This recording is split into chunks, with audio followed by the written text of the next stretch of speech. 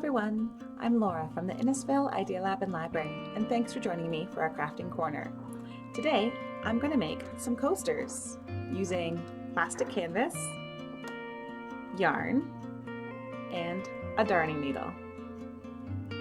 Begin by threading your needle with your yarn and choose a corner to start your design. I like to start on the bottom left and work my way across, then up. You can find patterns for coasters online in one of our April Senior Wellness Kits, make your own using graph paper, or freehand your design. There are a variety of different cross-stitch or embroidery stitches you can experiment with to create your coaster.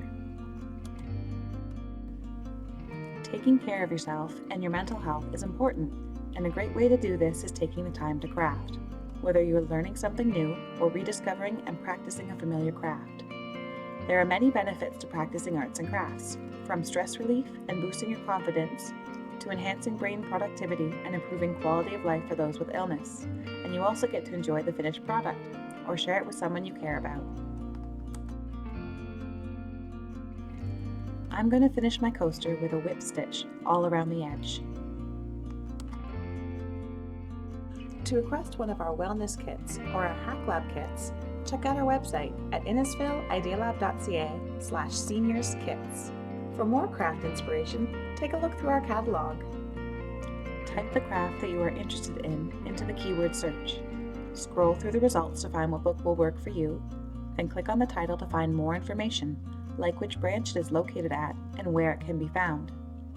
You can even put the book on hold, where you will be notified by phone or email when it is ready to pick up from the branch of your choice. We would love for you to share a craft that you're working on with us at the library.